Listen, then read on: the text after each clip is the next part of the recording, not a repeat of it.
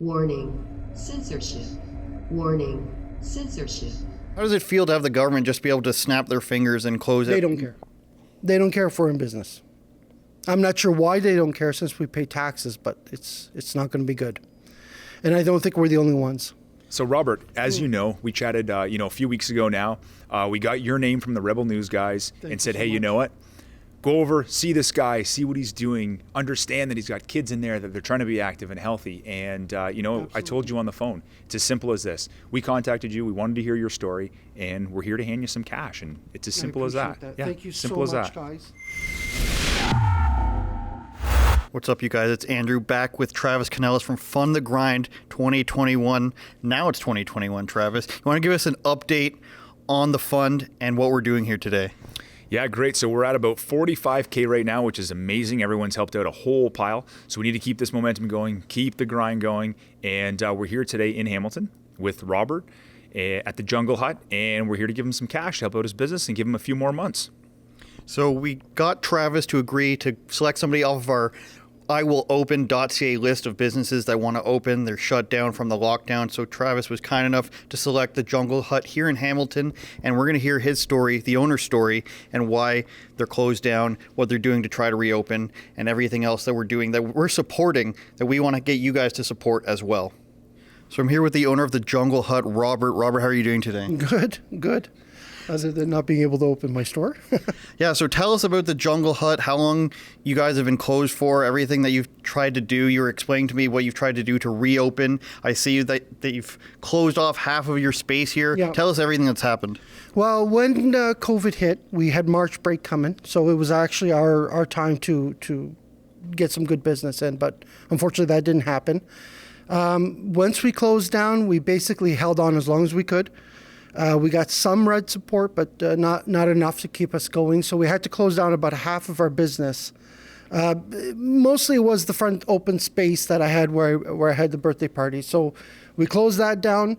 We've been able to hold on until now, but every day is basically just a struggle. It's tough. It's not good.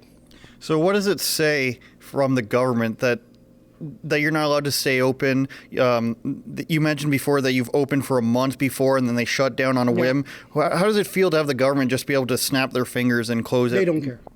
They don't care if we're in business. I'm not sure why they don't care since we pay taxes, but it's not going to be good.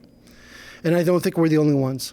So how much longer do you think you're able to last on your own without having the business open? Well, I went through all my savings, basically went through everything that we had. We're at now just at staying above water. I mean, the government $2,000, $1,800 check is helping, helping put food on the table. But other than that, we owe Horizon $6,000. We owe, Union Gas $2,000. It just keeps piling on. We get phone calls about when we'll be able to start paying, and I told them as soon as I can make income, I would be glad to. So what's your plan now? You plan on reopening in the lockdown might be lifting for your business type soon. We're not sure about that. So what's your plan moving forward here? Are you planning to reopen? The intention is yes. The problem is because we're an indoor playground, because we're a gym, we are in the farthest of the spectrum of allowed to perform our duties. And because of that, even when we only allow 10 people, that really doesn't cover the bills. I even had to raise my prices to charge per person, only because I was allowed 10, including adults. But we feel guilty doing that because it's not the customer's fault either that this is happening.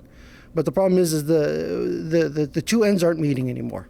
Now, Robert, one of the problems that I have with these types of shutdowns, especially for something involving kids, I mean, the schools have been shut down in Ontario longer, I think, than most of the other provinces, is I don't see any stated science or reasoning behind shutting down places like this. I mean, they're children that are being active, so it's promoting healthiness. The science behind children transmitting COVID doesn't seem to be there. I'm just trying to look for maybe an excuse that the government might have to fall back on that I'm not finding. Have you tried to look into any of this? Any reasoning that they've given? No, we can't make sense out of all this.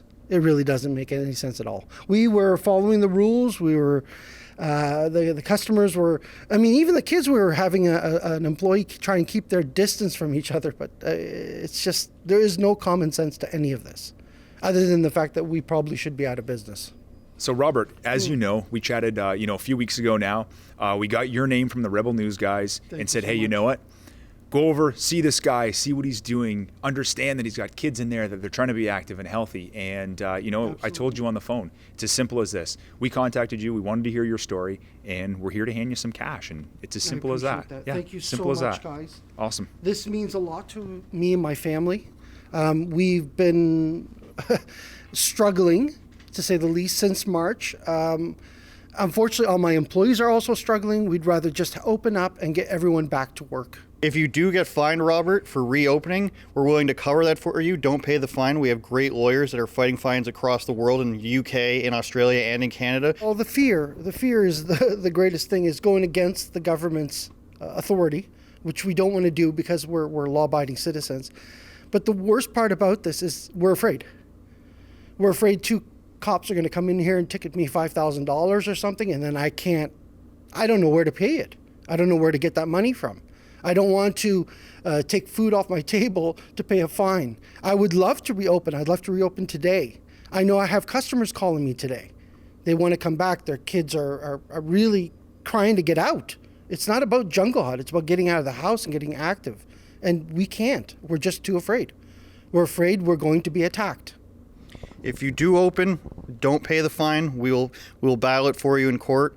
And we've had great success so far across the world, like I mentioned. So we can't tell you to open, but if you do, then we've got you covered. Just give us a call. We'll show up again. We will talk to you again. We'll go over the experience. We got you covered, Robert, okay? I might try and muster the courage then. For watching, guys. Don't forget to like, share, and subscribe. Go to the Jungle Hut's website. Book your kids to come here if they open. And don't forget to go to iwillopen.ca, and who knows, you might get selected.